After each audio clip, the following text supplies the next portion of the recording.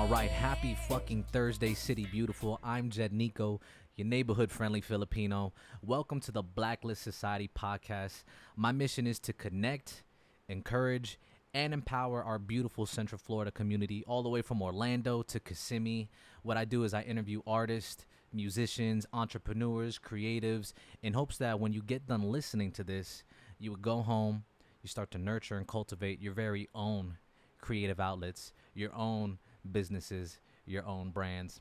Before I get into this episode, I'm going to drop a jewel of the day, which in my terms is just a little wisdom for the day, a little wisdom for the week that you can take into consideration. So I have a high performance coach named Betsy Davidson, and today's session was on the mastery of psychology and how important it is to master your own psychology.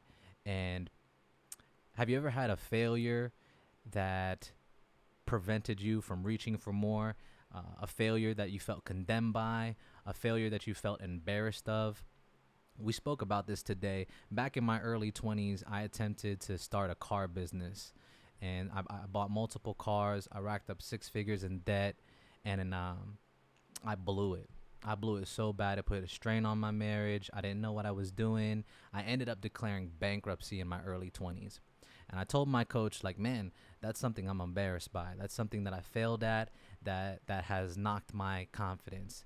And since it's about psychology, she said, and this is the takeaway, ask better questions. Ask productive questions. And what I want to toss out there for you guys is, what did you learn? That question can totally switch the conversation. She said, what did you learn from that? And just to share with you guys, I learned how to respect entrepreneurs in business. Like, I have a great respect for anybody who is an entrepreneur, who wants to be their own boss, who's trying to make moves out there. There's a great respect that I have. I learned the importance of writing out a business plan. Like, that's so important. Like, if you're trying to do a business endeavor, you got to write it out. You got to know all the angles, just like you know all the angles when you're building a building. I learned the respect of insane work ethic and the amount of work it takes to hold a business. And not just that, I learned how to come back from bankruptcy. You know, I learned how to bounce back. Like, I learned the importance of, I made as corny as it sounds, I made a fucking vision board. I was like, okay, my life is in shit right now. I'm in a bad position. I just had my daughter. My marriage is struggling. I was like, what do I want my life to look like? So I put a vision board, made some things on it just to get myself refocused. I learned the importance of doing physical activity in the morning. You know, there's so much that I learned from that experience. So I just bring that up to say, if you've ever failed major and you felt condemned by it or embarrassed about it, ask yourself, what did you learn? What can you do differently? Like, don't let the past define you. Like, that was just a mess up. That's not your whole story. That was like a chapter. You know what I'm saying? So I just want to encourage you guys, master your psychology, ask productive questions. How can I not repeat this? What's the good thing out of it? How have I become a more productive person? What can I teach others so they don't go into that same situation? So ask yourself better questions out there, and you will get better answers. One more time for anybody who hasn't had their caffeine, ask yourself better questions and you will get better answers. And that being said, I want to introduce a very special guest. We got Chase Prince, the young Prince, in the building. Blessings, King. Thank you so much, man. If you want to get close into that mic, man. How are you? How's your day today? Oh man, I feel so blessed. It's such a blessing to be here. Yeah, man. Man, I'm just on like cloud infinity right now. You look like it. Before we chop it up, man, if there was one word that you can identify with how you feel overall today, what would that word be? Blessed. Blessed. Yeah. What's that mean to you? It's just gratitude, you know, just for breath, you know, sitting here across from you on this platform, you know what I mean, seeing and feeling your energy, you know what I mean, having my vitality, you know, having things to look forward to, having lessons to grow from, as you were mentioning, you know, it's all a blessing. Yeah, man. Yeah. It radiates from you, man. From the first time we ever met, like, you bring that atmospheric change. I remember, let's take it back to the origins. My first time meeting you was at Dandelion's Diverse Word Tuesday night. Sean Welcome was hosting it, as he has been doing it. And I remember you getting to the stage. I believe you had your guitar, so it was an acoustic set. And the atmosphere literally changed. You know, like the words were dope, but like the vibe had changed. Like I've said it multiple times on the podcast. Like I'm very much so into how the music feels. Like how do I feel? And as soon as you touch the mic, even you walking there, like the people who knew about you and I didn't know about you at the time, like there was a sense of esteem.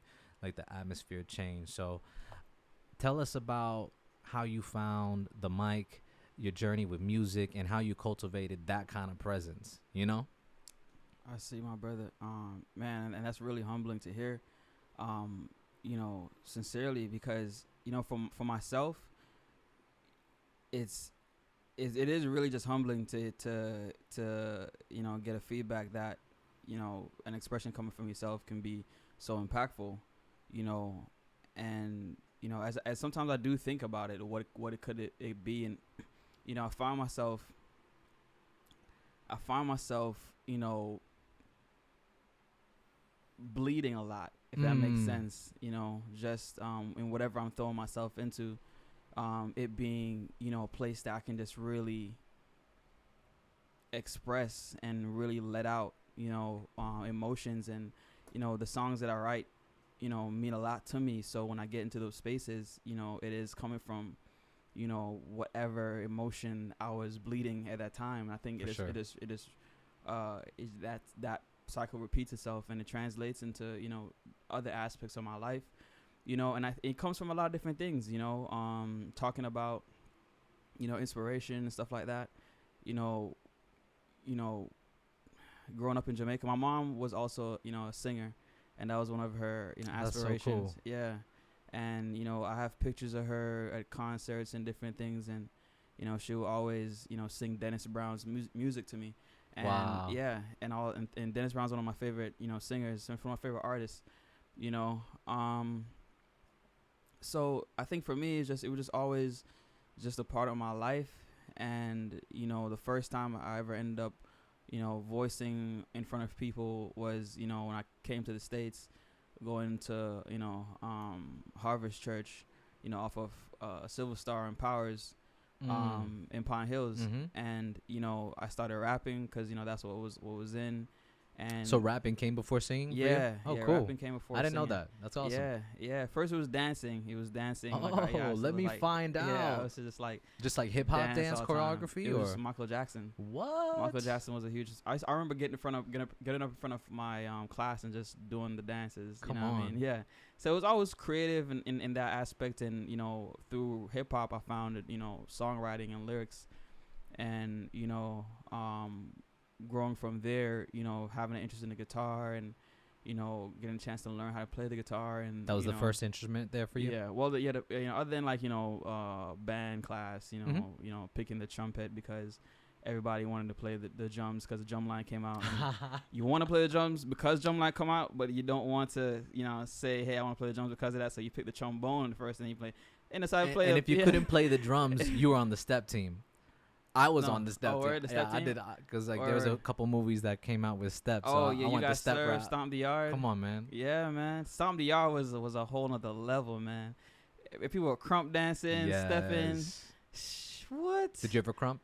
Yeah. Yeah, man. I can break out into a crump at any moment. Come on, any man. moment, I'll just break out into a crump. It blew my mind away when the West Coast came. I was like, man, there was like, they had their own vibe dancing. But anyways, go ahead.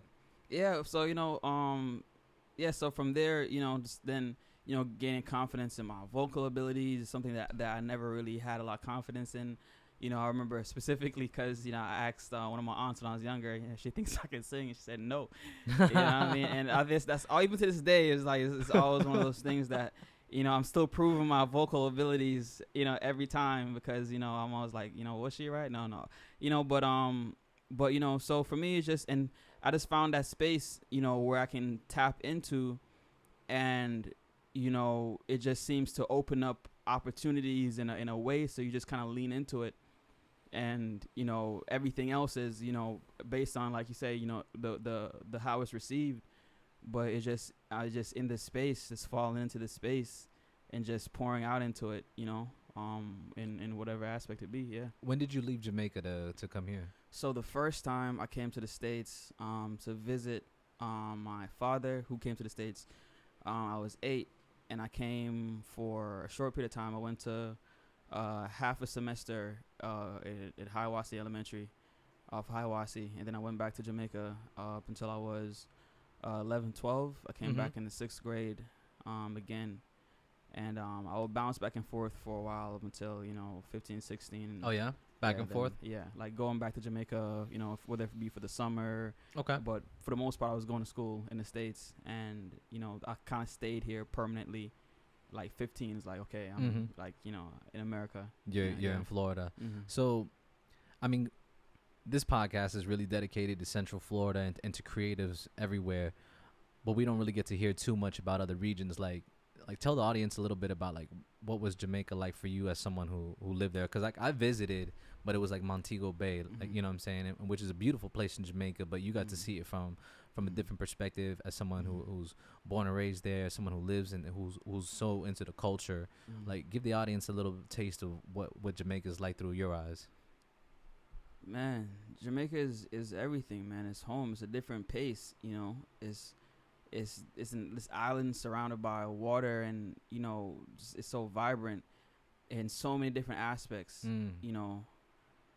So for me, growing up was it was just what it was. It was crazy is for me is realizing how the lifestyle is so different. But the one thing I realized is that's the same situation everywhere. You know what I mean? Everywhere where it's home to people is home. And unless someone's saying, hey, this is over there, you kind of like you find a way to find happiness and joy and peace in everything. But Jamaica growing up in Jamaica was everything. It was just my childhood. Good times, challenges like everyone has everywhere. And I feel like I want to get into like the deep parts of my growing up and things of that nature, but for the most part, I was raised by a single mother, and her brothers, her sister, her whole family, my mom's side of the family, and even my father's side of the family. I had a lot of family. You know what I mean? So I was either my grandmother's house on the Irving side, or my grandmother's house on the Prince side, which is where I get Chase Prince from. And as more people transition into America, it was my mom and the Princes, and that's who I spent a lot of my time with, and my friends. And going into a primary school, I didn't really play much sports or anything like that. We just play like football on the dirt road. I didn't really it was very early in self-discovery. I didn't really have a thing at that time. You know what I mean?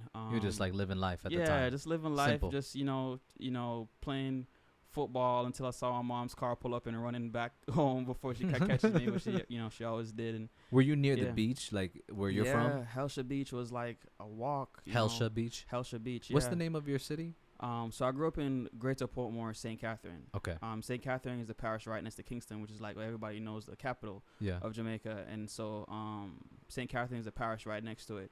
And I grew up in a small town city called Greater Portmore, and it's 3 East. And we're very close to Helsha Beach, which is like a 10-minute drive, 15-minute drive. And, we'll go there frequently and, just do stuff, man. Just be barefooted and, wear khaki jeans to school. And, your mom will send you to church on the weekends. And, yeah. Did you guys have any like musical venues or places where that you can listen to music and engage with like open mics outside of church, or was it really basically the church community that opened you up to music? No, not really. I wasn't too deep into church. Okay. Growing up in Jamaica, my mom would send me to church on Sunday, and that would be it. My family, my grandma was a God-fearing woman, is a God-fearing woman. God bless. I'm so grateful they're both still here, and so music was just everywhere, man. Music in Jamaica is like air, bro. You can't walk anywhere or do anything without music blaring from somewhere, and it's, so it's like, there's a dance party going on right down the street. It's common. It's like, here we be like, there's always a party going on, always a party everywhere, every time. It's just a party going on somewhere. Let's say you're like 13 to 15, and you're at the parties. Like, what were the popping songs? What was the music that was like being played?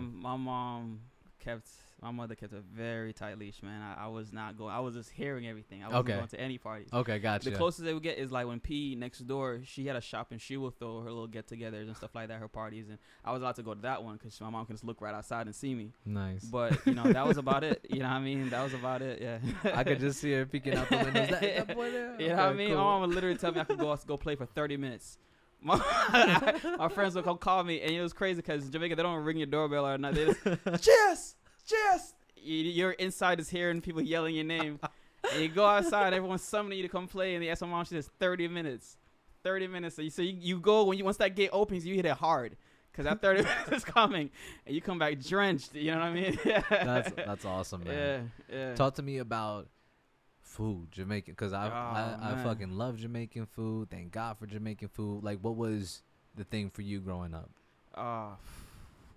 Even to this day, you know what I mean? Right next to where I work, right next to the gym I work at, there's a Negril, and I'm doing better now because I'm trying to be more disciplined on my nutrition. But ackee and sawfish. Okay, let's go. Fried dumpling, boiled banana. You know what I mean? What's inside the dumpling? So the dumplings really just flour, man. It's just straight. Okay, so it's not like chicken dumplings or not. Gotcha. It's just straight. It's just flour and seasonings. You know what I mean? Different mix up and stuff they might put in it to give it a certain edge or whatever the case may be. But it's really just flour. And you just eat it with rice or? Yeah. Well, that would probably be the main starch, and you eat it with back in the it would be like because I said back in the day because now I don't eat meat, but it would be like curry chicken or what I mean, whatever kind of stew up or stuff. You know what I mean? But for me, every Sunday in a lot of Jamaican households, the staple is, rice and peas and chicken. Nice. So it could be a lot of different ways. It could be stew. It might not even be chicken itself. But rice and peas is like a staple on a Sunday. How do you say that? Saltfish? You say ackee and saltfish? Ackee and saltfish. Ackee and saltfish is Jamaican national dish. That sounds amazing right now. Yeah, the ackee is a fruit, man, and people get in trouble for that fruit. Like, why is that? Because they will steal it. They will do all kinds of things to sell it. It's wild. I remember. What's it taste like?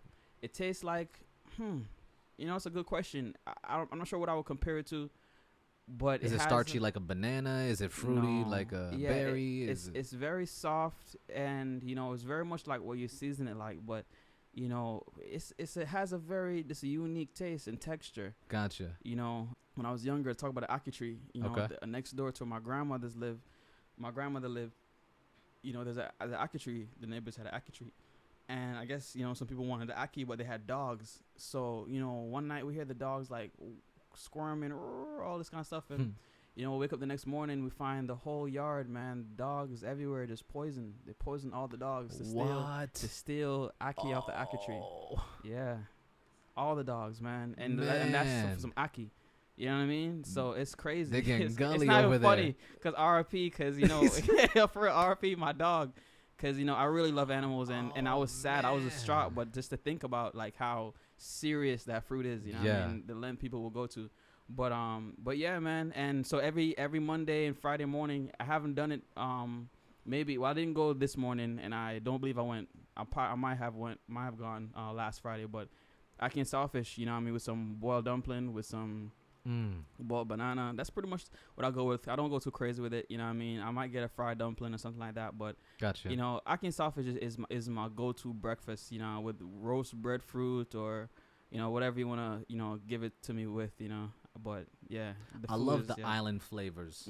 Like they're very they're different. They're lively. It's almost like the music. There's a vibe behind the food, and I have a passion for food because food is so telling of a culture, and I have this theory that some of the best conversations go down at the dinner table. You know what I'm saying? Jesus told who he was at the dinner table. You know what I'm saying? There's powerful conversations that happen over a meal, especially like when somebody puts love into the food. You know what I'm saying? Like, funny little story, like when I cook for my kids, I show them this. I literally take out an imaginary jar of love and I show the girls. I'm like, look. Wow. Just to show them, like, yo, I'm putting like that's love. priceless. And that like, you know, and they, you know what I'm saying? So like, I get that from Jamaican culture, like the love in the food, the love in the music. And I'm just really fascinated by the partnership between good food, community, and music. Yes. Like, throughout history, you will find these three things in rotation. Community is always around the good food and music, which leads me to like how we met. So we met at this open mic in Central Florida.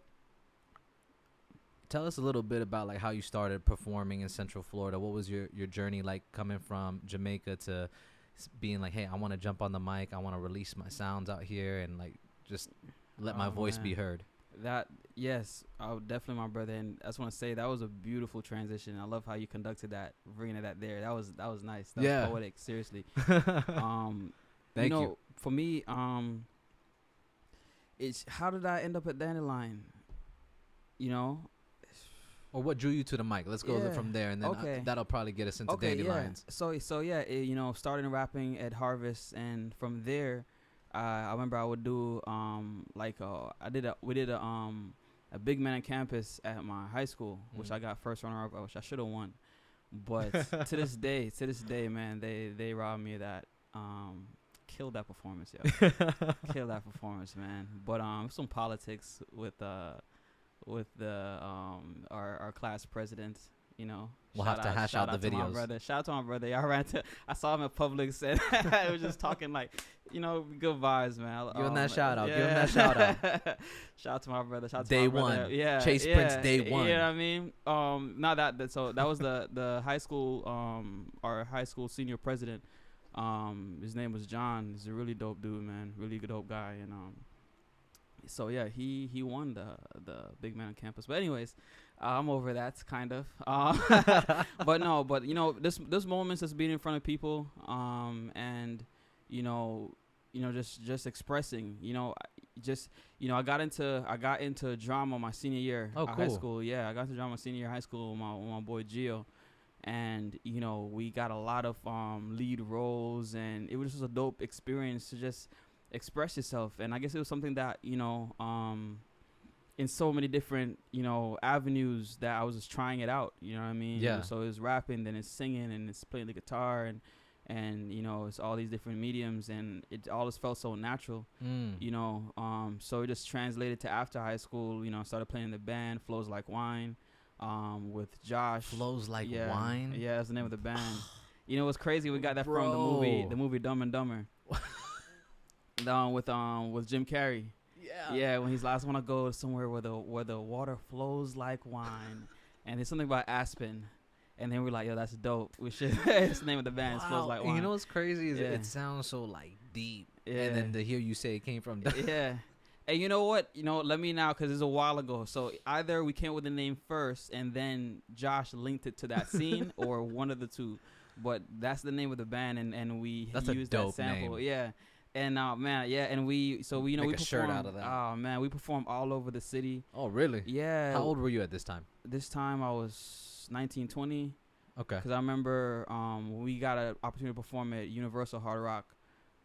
Very cool. Yeah, I wasn't 21 yet, so that was cool. Yeah, that was dope. That was a dope experience, man. And you know, one thing led to another. The band didn't work out. Shout out to Aaron Major. Shout out to Aaron Sneed. Shout out to Joshua Marianthal. Well, the band didn't work out, but tell us about the Hard Rock performance. What was that like? How did that feel like? That was dope. So did you open for a specific person, or so they were having a competition? Oh, cool. With local artists, and we just put a project out, and I was going to Valencia, East Campus at the time. I was living on the east side of Orlando. Shout out to East Orlando. Yeah, East Orlando, man. Was where all the Spanish Spanish people be at. I almost got myself I in went trouble. I went to Valencia right there on Econ. Yeah, I did too. But I went to that Valencia on Econ. I lived on that street for like 18 years. But that's crazy. I didn't even know you were out on that east side. Yeah, like man. Yeah, bro. That was good times. Riding my yellow moped. I had a yellow moped at the time. Yes. So it was good times, man. It's $3 a week on gas, no insurance. Love. Yo, we were just figuring life out. We hit downtown. In the band. Going to school. Working at Walgreens, and just figuring out life, man. Just a bunch of young aspiring creatives, all shacking up in this one apartment. I know the people working in the office, like, how is they always having trouble with their rent? It's like 3 of them in there. It's horrible at managing our finances, but we made it work, man. And that's where really the dreaming and the visions, started, like, man, I can really do this. And Hard Rock was a dope opportunity to really, we walked into the dressing room and remember Josh was like, yo, this could be our life. We walked in there and like those moments, it's always in that pursuit. Yeah. Yeah. So not to put the spotlight on what didn't work from the band, but like, let's highlight what you got out from that experience. Like, what were the nuggets that you could share with other aspiring artists that you got out from that experience and collaborating with other creatives? Yes. Sense of community, is one thing. I didn't have that perspective at that time. And still, dealing with a lot, just being young, coming to grips with your self-identity, your ego, your insecurities. And, I think, having a better grasp of that thing could have been a great tool to navigating that experience. So that's one thing in that the lesson that I learned from that, that I'm still learning to implement in my forward motion. But just the good times. For me, it was more so just the times I spent with, Sneed and Jerron and, just surviving, and you remember we'll get the swishers and, if we didn't have anything to put in there, we'll just sit on the balcony and smoke those, and just talk, and dream, and so those were just how important that is, and vulnerability and the sense of family, how you choose it, more than anything to this day, those are my brothers. So, on a creative end, just learn how to challenge myself creatively, being around such amazing talents, because it's coming from somebody who was just rapping, and then I started playing guitar, putting little melodies together, and then this whiz on the drum pad and the keys, and Aaron Major is an amazing producer and guitar player and bass player and drummer, and I'm picking up the bass, and I'm coming up with ideas for riffs, and we're making pop music, and then it's switching into reggae, and the style was so versatile. I will call if you next time I will probably play some videos and stuff like that from that time. Some of my favorite creation. I also watch it every now and then. Come on, it was just dope, man. Like, amazing time, and I feel like it was even just way ahead, and way ahead of even our time. And I know it's of course, as an artist, you're gonna say that, but just the creative space we're in was just so free, man. It was so free, and that's something that even to this day I want to make sure that I maintain or keep in the forward motion. But yeah, a lot of lessons, man. A lot of lessons and a lot of good times, yeah. You said early in the interview that you were basically like experimenting with different ways on how to like express yourself. So like if you took it back to the time, like what was Chase Prince expressing through music, like in the early days, and like even probably transitioning out of Hard Rock, because I think you continued to do solo music. When the band didn't work out, I just figuring out the kind of music I could do as a solo artist, and then once again it went all over the place, from acoustic to reggae to hip hop, just all over the place. And what was on your mind as an artist? Like, what was on your heart? What were you expressing? What was the message at the time?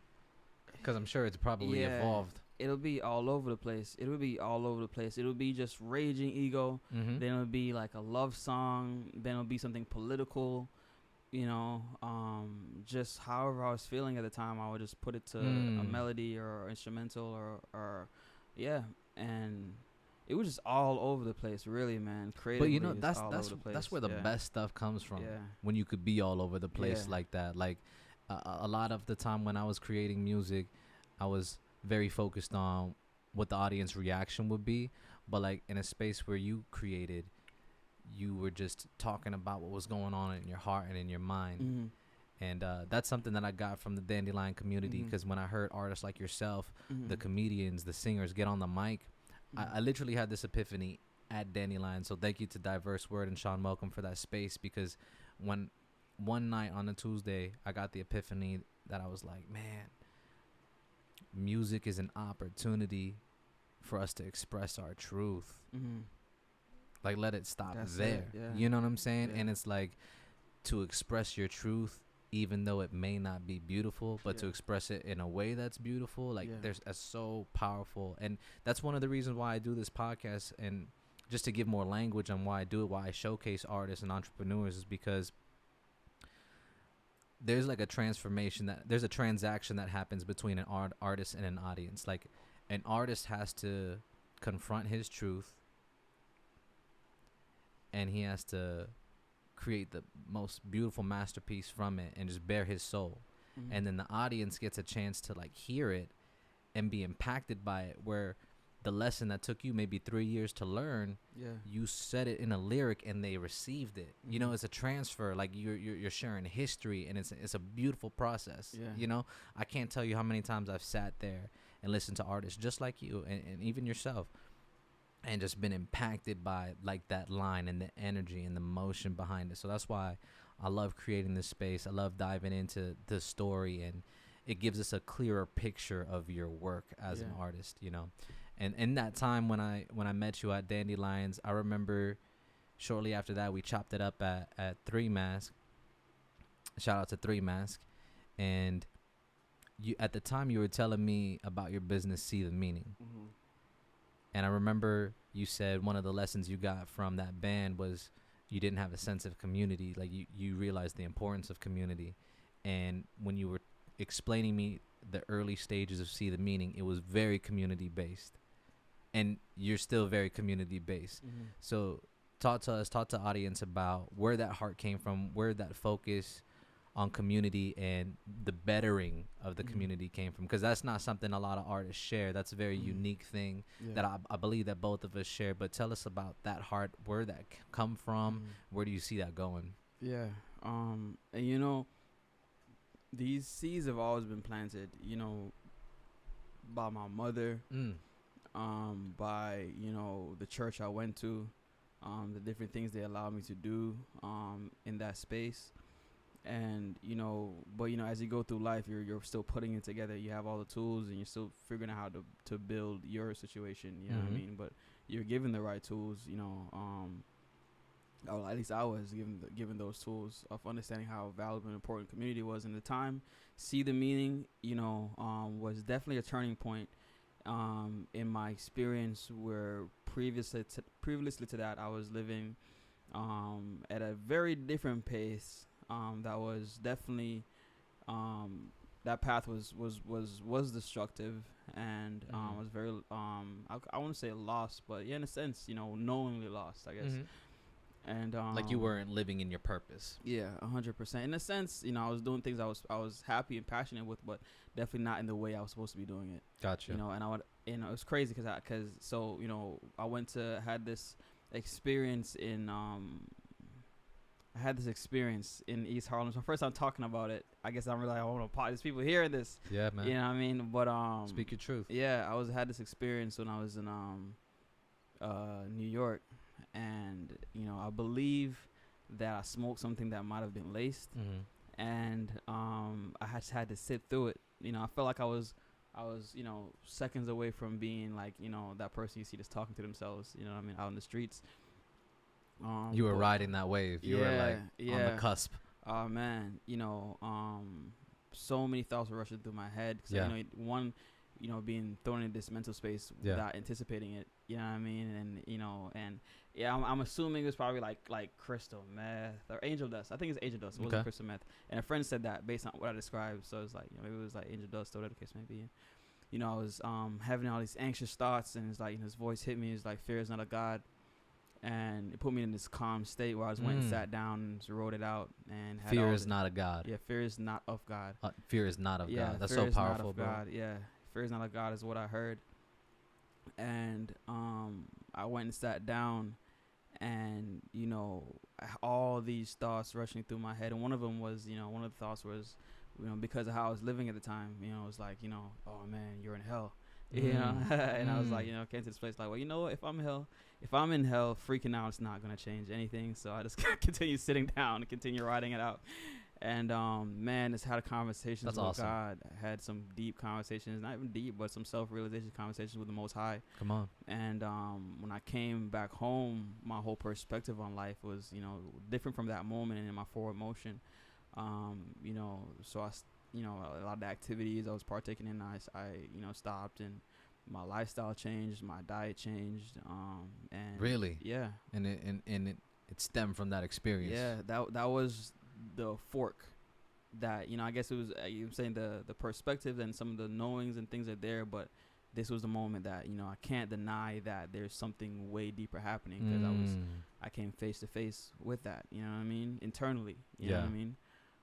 So I had to find out more. I had to keep seeking in that direction, and that moment kind of was that turning point that led me down that path. And in all the other things, the natural savvies I always had with business. And I was 16. I would, we would throw concerts at the church, and we'll be a rap group, packing out the whole church and stuff like that, passing out flyers, and always find a different way to get something shaking. But applying it in a positive light. In a positive direction. Yeah. And with God's direction. And so see, the meaning came from that. And, I was just learning and sharing as I was learning, and, figuring out we're doing events. And what did that mean to you, that name? In a sense, it was a play on words. My name is Chase, and his word seed. But it was like really finding the purpose or the deeper meaning in everything. Understanding that life is a conversation, and it's a co-collaborative process. And things aren't just happening, so it's to really get into that pocket and have that conversation and co-create along with the creator, and seeing the meaning in things that are taking place. I love that. I love that. When you explained it to me in 3 Masks, I was like, I have to fuck with this guy. At the time, you were doing some promotions, I believe, at Danny and Pat's early on in Church Street. You opened up a chair for Blacklist Society to co-promote events. So we started doing like Instagram parties. Where did that idea come from for you, like to do like Instagram parties? Because that was the first time I've actually heard about it go down in Orlando, like an Instagram party. I was like, man, people have Instagram parties. This was like 2018. How'd you get into that zone? In that space, as far as the Instagram party particularly, I want to say that I was inspired by Orange from Orange's Media. Shout out to Orange. Yeah, I want to say that. Sometimes I just have random conversations with Orange. Like, we don't, like he's a cool dude, and I respect him and I respect what he does, but we don't really hang out much. Yeah. But every now and then I will just see him or just have a conversation and just be like the dopest thing. Yeah. Like crazy inspiration from it. He'll just drop this massive nugget, and like a few months will go by, and you see him again, like at a different event. You know what I mean? Yeah. Yes. You know what I mean? He's very much like that. Yeah. He's like a social media sage. Yo. Here. Yeah, man. And he was one of my first introductions to one of the curators of the local scene. When they were doing the Respect the Mic downtown. Yeah. So that's what but the whole time from linking up, my brother, it was, I was just out there. Heavy. Yeah. You know what I mean? And Heavy. I felt like I found a kindred spirit, and it's just like, let's just turn up. Let's just do it. Let's just go for it. 100%. That was amazing times. Yo, it was beautiful times. Man. This was pre-pandemic for everybody, just to give the audience context. This is 2018, pre-pandemic. Downtown was litty. Yeah. Litty. You could almost pick a night and it would be turned up. Yeah. And I remember I asked you, like, because I was curious. I was like, man, this guy is out here in the open mics. He's about community. He's like the event coordinator for Danny and Pat's at the time. I believe I asked you, I was like, how did that even happen? Yeah. Go ahead, bro. Yeah, you good. And I remember you told me the story. I think you said like the owner saw you promoting, and he was like, shout out to John. And he was like, man, you are out here, you are grinding, you're hustling. Like, people saw you out here, that you were really out here. And just to tie into that, I remember asking you, I was like, because at the time you had like 8, 10K Instagram followers, and I was like mesmerized. I was like, man, how the fuck did you accomplish this? And I remember you told me this story. He was like, yo, I would go around like UCF campus downtown with like a board or like a piece of paper explaining your project and just asking them if like they'd be willing to follow you. Yeah. And it blew my mind away because I was like, yo, this guy is an amazing artist. He's got a heart for community, but you got the third pillar, which is necessary. And I hope all artists listen to this. It's just insane work ethic. You know what I'm saying? Like, I think that's a lot of pitfall with creatives. It's like they're very creative, but like sometimes like a creative can lack in the work ethic as far as pushing that project out there or bringing awareness to it. So you had like a trifecta. You know, you had like the art, you had the heart for the community, and you had insane work ethic behind it. But that was such a beautiful time, man. The Instagram parties, like there was a cool energy behind it. I remember the last Instagram party that we did at Danny and Pat's. Like we had people from Jacksonville come out, people from Atlanta. They did a fashion runway show. Orange did an Instagram like session, like a workshop. I think we had Black Moon Water out there selling like tea, and like it was like real community type shit. Like people from different walks of life got to come in, express their art and vibe, and which was the goal. You know what I'm saying? And I feel like that was so cool. That was so cool. Augustine first performed. I got to see him. That was his one of his first performances. We had Aubrey West out there performing. We had you performing. And you know what's cool too? It just felt like it felt like the energy was dope, and we were just trying to make it happen, and we didn't give a fuck if it wasn't like professional or not. Like we were just making it happen. I remember we had like issues with the sound, and shout out to my boy Petty. He came through and he just like jumped on the board, and like people were contributing in spots. Like it was just organic. It was you know what I'm saying? Amazing times, man. And that's why it's just such a blessing, you know what I mean, to just have experienced those, to learn from those experiences, to have those experiences. And you know, that time was interesting because there was so much going on, a lot, you know, as far as myself and my personal life and my spiritual walk and my social life and my entrepreneurial endeavors, my family life, you know, and you know, to just be in pursuit like that is what I love. I just love to be in pursuit, you know. I love to discover. I love to explore. I love to uncover and dive deep, you know what I mean, into whatever it is that we're trying to bring to this experience, you know, because why not? Shortly after that time, I got to see the idea of like Irie's Euphoria start to blossom, and you started to make real moves into, you made your, you know, everything Irie's, the skin product. I think that was the first product that you made. So everything Irie, organic body and hair oil, and you know, started that because my wife, she has eczema, and she would use sunflower seed oil as a natural remedy. And at the time, you know what I mean, I'm promoting club events, and while I'm promoting the event at Danny and Pat, owned by John, you know what I mean, you know, we're having mentee sessions, you know what I mean, just talks, things of that nature, and you know, I'll be there till like 3 a.m. just downloading game, and you know, I'm just talking about life and things of that nature. And he was like, you know, you're out here, you know, he will always like do these shadow boxing things, like, you know what I mean, just be so energized by the grind, you know, and that really gave me a lot of confidence. And you know, it's just like, you know, That's you say awesome. like you're out here promoting this event and this night it could rain, you know, It's like, you're out here so much, man, you need a product. So he kind of planted that seed. 100%. And then so it's like, what could be something that flows, that's authentic, that's natural to what I'm doing. And you know, my queen using sunflower seed oil as a natural remedy for her skin, you know, we kind of built around that, added some other ingredients to improve on the texture and the absorption and some other medicinal properties. And then we had our product, and we tried it, and we loved it, and we shared it with the people, and they loved it, and they found a lot of benefits from it. And it's like the alignment was just there. That was like, wow, okay, and this just worked. You know what I mean? It just worked this amazing way. You have, you know, individuals, you know, reordering from us, you know, for, you know, just amazing, you know, just it's man, the affirmation that this was a good step to a step to make is just amazing. And it's seeing the impact that it's had on people is so humbling. And you know, from there, you know, we decided, you know, this is definitely the direction that we're going in. But this whole thing, you know, is surrounded around music. It was surrounded around music, and I've had so much things that took place along my journey.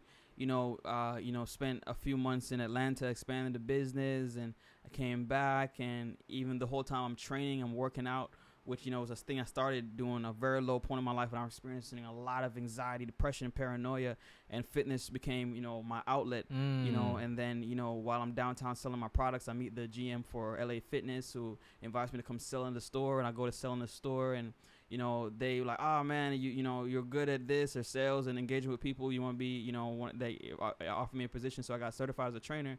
Naturally, my entrepreneur spirit said, hey, let's do this solo. So I left after getting my certification and started training people, and then fitness became a part of the brand. And that's the whole thing is, people ask me what I want to do is I just want to live authentically, man. It's like I'm figuring it out, but I just want to get up doing stuff I'm passionate about and have that make a way for me.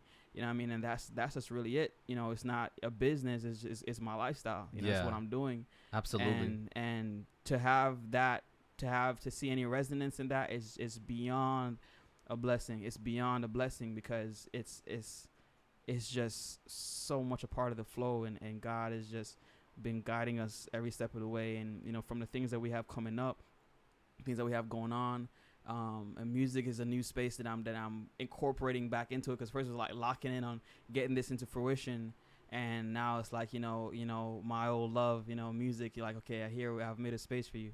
Let's go.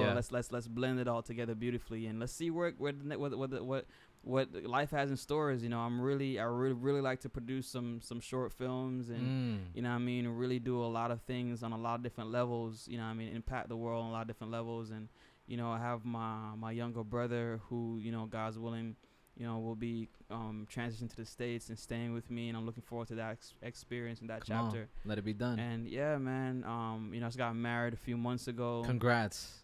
Thank you so much, my brother. And Belinda has been like my best friend since the beginning. Shout out to Belinda. Yeah, that transition I was talking about after coming from New York, I met her right after that.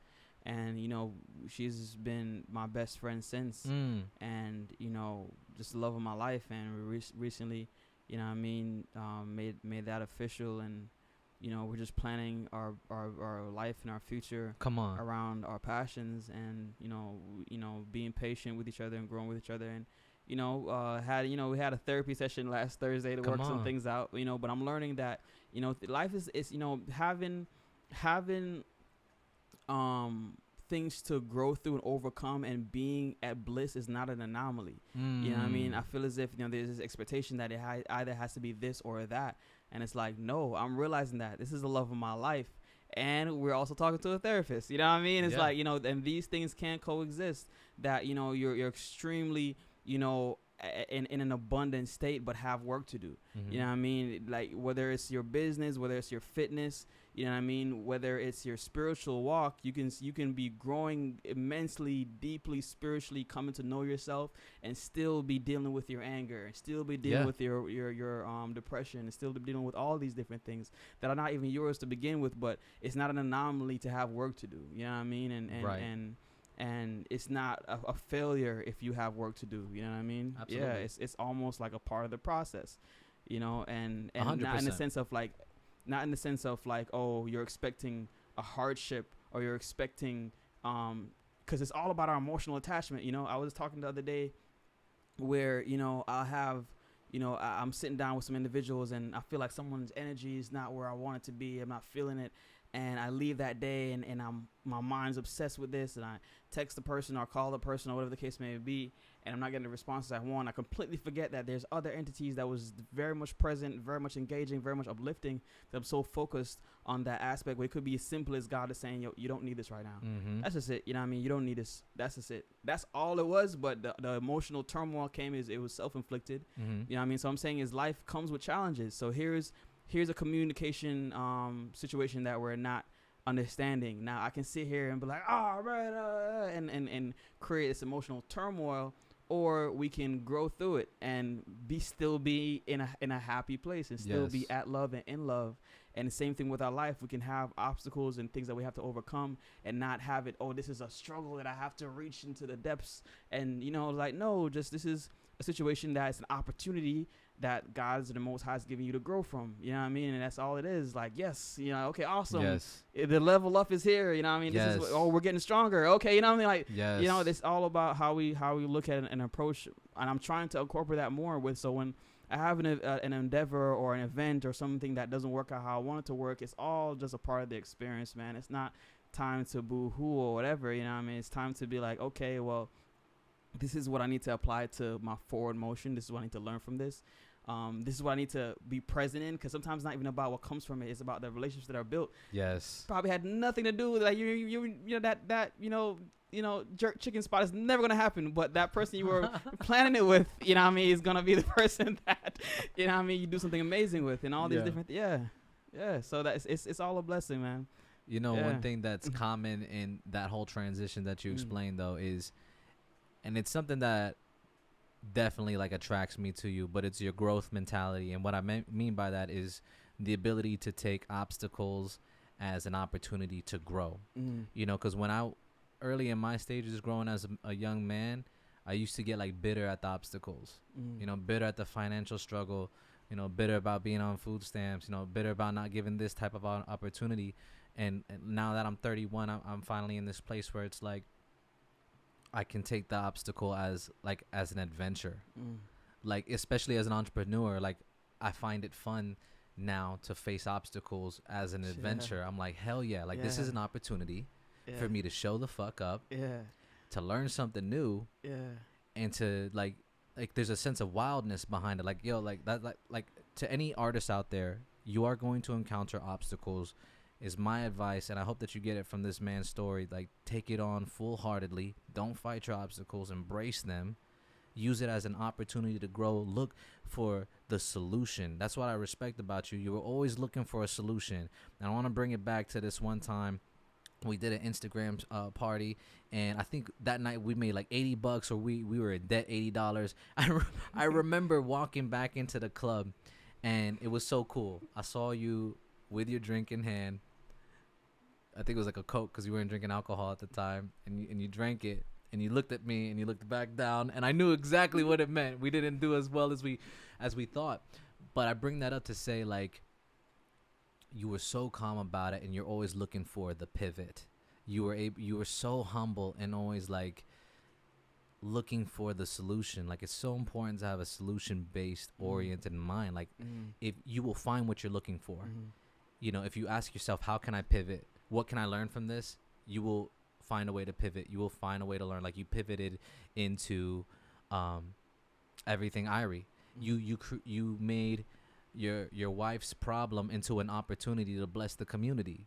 Bro, that's fucking amazing. You know, your wife was dealing with eczema. She was using sunflower oil, and you're like, man, let's use this as a way to bring a product to help feed into our creative endeavors. From there, you went into fitness. You used, like, the time of frustration and anxiety, and you found a creative outlet that would benefit you, which is something that I stand by. Like filter struggles through a creative outlet that will benefit you. And working out is like such a beautiful creative thing that you can do, and you've transformed your body in the last 3 years amazingly. You're now studying to be a bodybuilder, so another pivot. You still got Irie's Euphoria going. You've expanded to soap, hair wash, but now you've also branched out into the fitness. You're doing $5 1-hour sessions in Barnett Park, which I had so much fun doing that out there. Like, it's a beautiful park.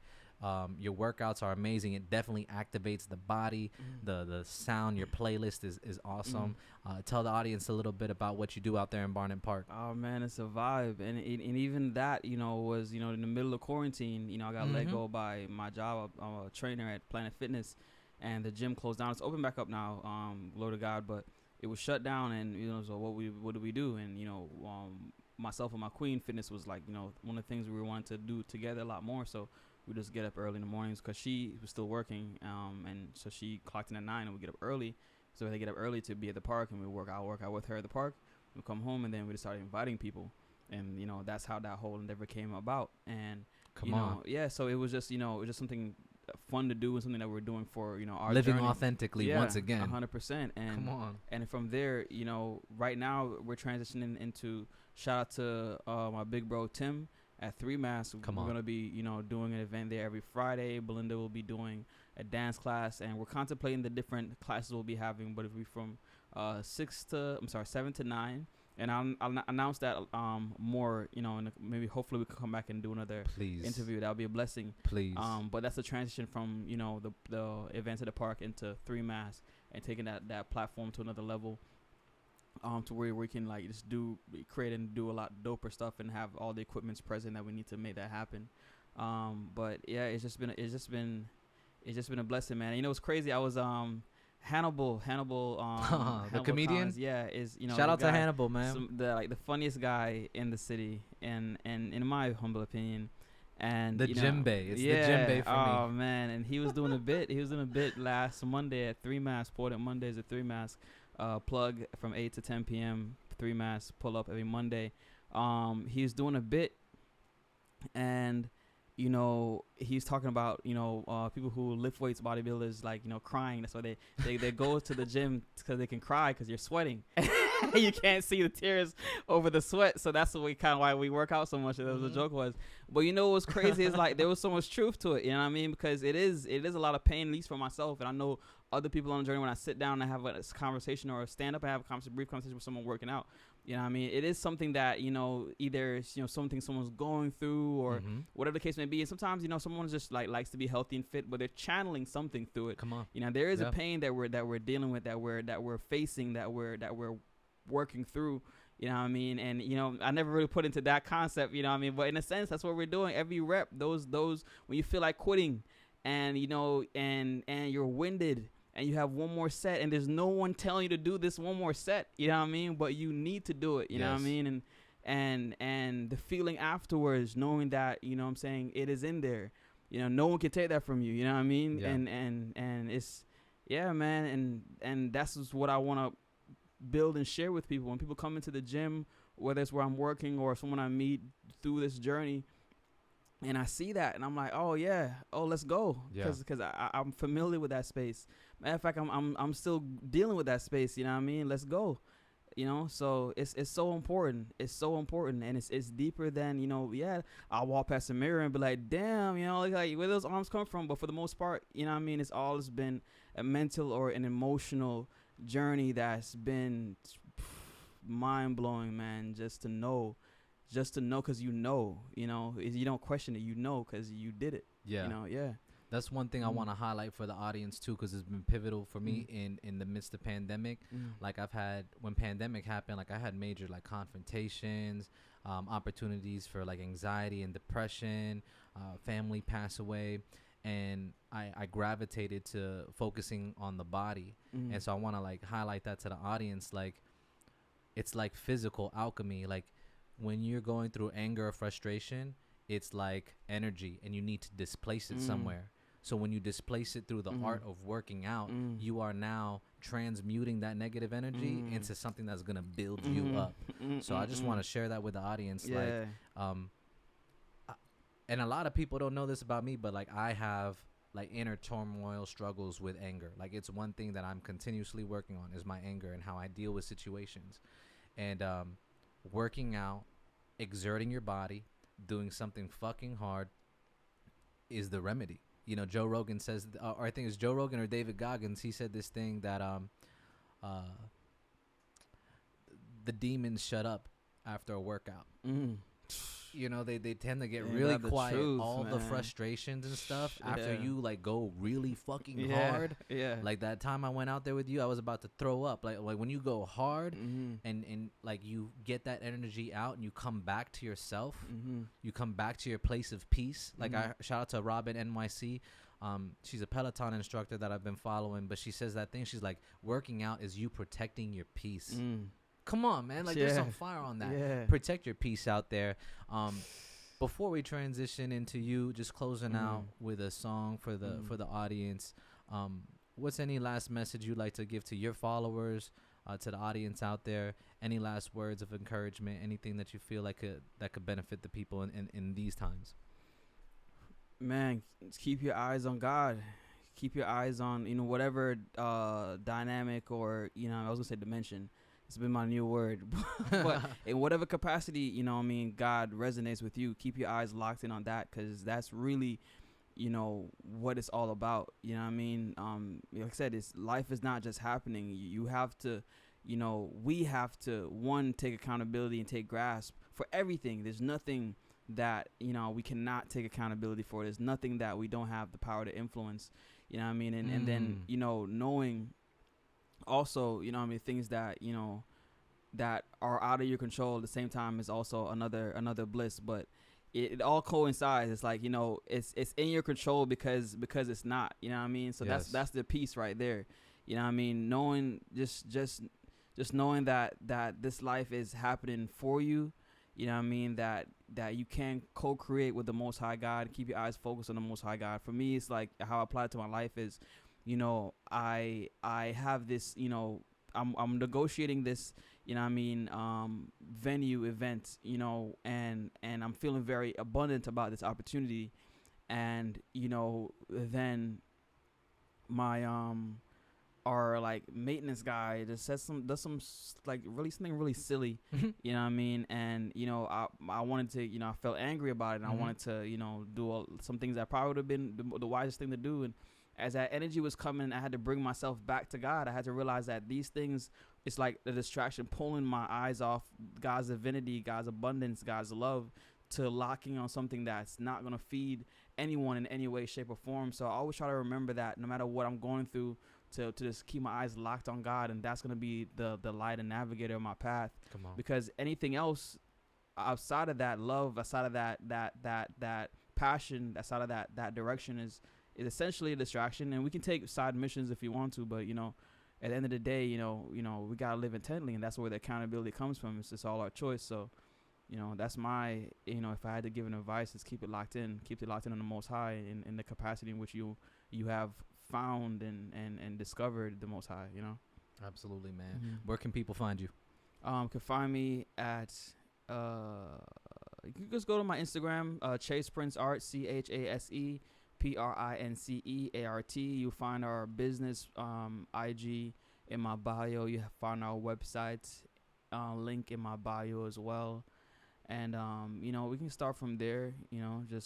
I use the Instagram is the app that I use the most. So absolutely, yes, sir. Well, man, ladies and gentlemen, Central Florida out there, we didn't even scratch the surface of this young man's hustle, his heart, his creative mind. Please follow him. His Instagram is an amazing page. You see him and his wife working out, building a brand. His is a story of amazing hustle, finding the solution in every situation, remaining humble, being open, learning how to be in the flow, learning how to be grateful every day, learning how to improve your situation and still be grateful for what you have. It's an amazing story, and I've been truly blessed to just be a part of it in some situation. And thank you for being an example to me. I mean, you're definitely an inspiration for real. I mean that in the most sincere way, but like, it's been inspiring to see you walk your walk, to see you grind, to see you grow, to see you struggle. It's been a true blessing to be your brother and be a part of that journey. So please follow his movement. Listen, Barnett Park, what time? All right, so as of right now, being that we're getting ready to gear up to transition our platform into a venue, we're actually contemplating how long, if at all, we want to continue the park events. Okay, gotcha. We'll definitely be doing it, this week. Gotcha. So it'll be, what time are you guys out there? At 7:30? Yeah, 7:30 to 8:30 a.m. Once again, we have the mats, we have the water, we have the yoga resistance bands. So, just come out. It's $5, but, we're not really sweating it too much. We're going to be there anyway. So, just come out and have a good time, and be on the lookout for us taking that platform to, another platform, and giving you guys a more dynamic and engaging experience at 3 Mask starting January 8th. More information coming on that. In the meantime, we have the ebook that's out. Yes. The workout plan and the plant-based beginner-friendly plant-based meal plan, which is, the workouts that I've compiled over the past year that has been most beneficial for me in seeing results and the most engaging workouts. I have home workouts, dumbbell workouts, core workouts, HIIT routines, gym workouts, the macro guidelines, and we also have attached a beginner-friendly plant-based recipes that are very simple to make, giving you all the detailed macros so you know exactly what kind of nutrition you're getting, which is going to be also very important. Guys, check that out. That's our first publication that I'm so proud of.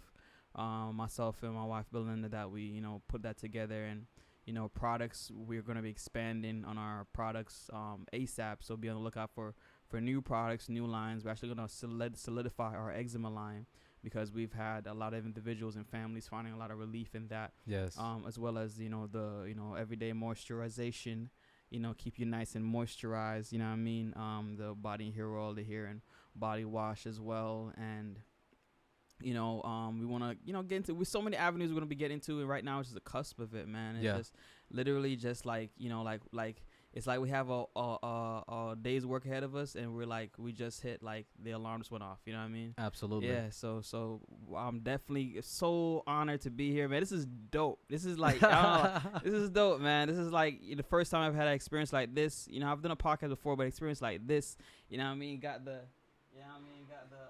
margarita on deck, Island vibes. Yeah, it's dope, man, and I'd like to continue building with you like this. And please, this is why I went 2018 without no drinking, so I can get into the space where I can sit down and have these moments, with my brother, man. And he got this, it's dope, bro. It's dope, and you're so dope at conducting it, and it's lit, man. I can't wait for the situation to be on 10, bro. It's gonna be crazy. Coming through, the Blacklist Society, talk about the different ways of expanding in life. You are Blacklist Society. Oh, Day one. Once again, City Beautiful. Fuck with my guy Chase Prince, the young Prince. We got body products out here, body oil, soap. He's got an ebook with all of his workouts. He's a certified personal trainer. You can contact him for personal training sessions, but the book's got recipes, workouts. He's doing workout sessions. He's doing live events. Come fuck with this guy. His heart is amazing for the community. Be inspired. And before we transition into his performance here, I just want to tell everybody, challenge of the week, because I had to do this, but I want to end with a challenge. I want to challenge you to reach out to someone that you've had a falling out with, whether it be email or phone call or written letter, and just say your piece. And let me know how that goes. Hit me up on Instagram. It's at Blacklist Society, without the A, BLCK List Society. And go say your piece. There's gonna be some amazing healing that comes out of that, and I hope that you guys just stay blessed, be safe, be you. Go ahead. Sorry. I really didn't want to. I just wanted to say this before you close out, my brother. I just want to talk about this moment. For me, it's we're talking about doing things that fall into your flow. Yes. Do things that are authentic and true to you. And that would be another thing that I would say to anyone listening is, it's always going to be tempting to chase the dollar, or to chase how you can benefit from a situation. And those are logical things to think. I'm not trying to demonize anyone for looking to benefit from platforms and to elevate their platform. But at the end of the day, it's one of the best things I can speak for myself is to do something that's in your flow. Do something that you would do for free, because having that thing create a path and abundance for you is euphoric. It's amazing, because you're just living. And you're seeing so many avenues open up from just life. You're not clocking in. You're not doing anything outside of yourself. And for me, one of those moments for me that was so dope, I look for individuals who have that same spirit. When I say kindred spirit, we're talking earlier. I remember when we went to Danny and Pat's, and I was, I was honored that you were on board. All right, dope. This is okay. Something we can move forward. And we're talking about compensation and all the different, conversations I feel like was necessary to have. And you talked about one of your favorite scenes. I don't know if it's from Batman or whatever the case may be, where one of the characters put all the money on together. You just talking about how you just put all the money together and you just set it on fire. You know what I mean? And for me, when you said that, I was like, yo, this guy right here, because we were out there, bro. We were out there, and like, you know, the fact that you had that spirit, that you were ready to go to build for the community, that was what it was all about. It wasn't like, oh, you know, say we can do this or do that, or, you know, it's all about how we can gain or benefit from this. You were literally just out there to give to the people. Yes. And for me, that's such an important part of this journey. And I just want to say, guys, you know, Blacklist Society, Jed Nico, man, it's the truth. And it's been an honor to get to know this brother, man. And it's been such a humbling experience. And just from his grace and his heart, you know what I mean, it's enabled me to the same thing, talking about reaching out to other individuals and mend those bridges. And 100%, you know what I mean, inspiration from just your space and your heart, man, your direction, my brothers. Oh man, this is dope. This is dope, and being here is just, I appreciate that, man. 100%. Thank you so much, because that's so important, man. Mend those bridges, especially in this time. And also, I appreciate you bringing that up, because it's about finding something that you're gonna do, even if you don't become a billionaire. Like I knew I wanted to do those events with you if I didn't make money, because I wanted to do the events. You know, I'm gonna continue to do this even if I don't become a millionaire, because I want to do this. You know, I'm gonna make music because I want to make music. Like, you can't be focused on the dollar. Like, it's important. It's up there with breathing. We will make things to make the dollar. For sure. But being focused on the purpose and seeing the meaning is something that I've definitely learned from you, and I appreciate that. And I'll just end by saying, like, we got the Blacklist mask, Blacklist Society mask coming out here. $5 from every mask will go in direct support to the Seeds Labor Union. They are the staff that went unemployed during the pandemic. So $5 from every mask will be going to the Seeds. So DM me on IG. It's a symbol.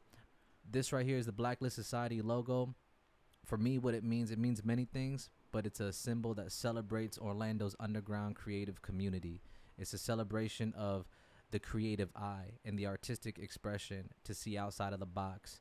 So support the creative community, find your creative outlet, find the solution, see the meaning, elevate the fucking space. It's crazy times out here. If you're a musician, if you're an artist, create beautiful art.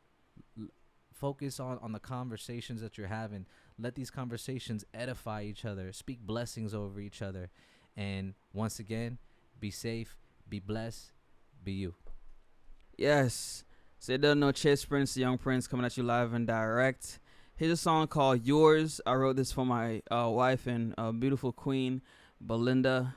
You know, this is actually in the middle of quarantine, just being home and being around each other all the time and reminiscing and things of that nature. So, you know, I wrote this acoustic song. I hope you guys vibe with it as I perform some bits of it solo, a cappella. Yeah. I can sing you a song. Tell me, baby, are you listening, girl? You and me, we belong. Together we can reminisce. I think about all the times that we share. Girl, you know that I care. This is love, you know that I got it right here. Oh, yeah. What took you so long? Yeah. You know what I've been envisioning, girl. You with nothing on. Together we can reminisce. I think about all the times that we share. Girl, you know that I care. This is love, you know that I got it right here. Oh, yeah. Listen, and all I wanna be is yours. Yeah.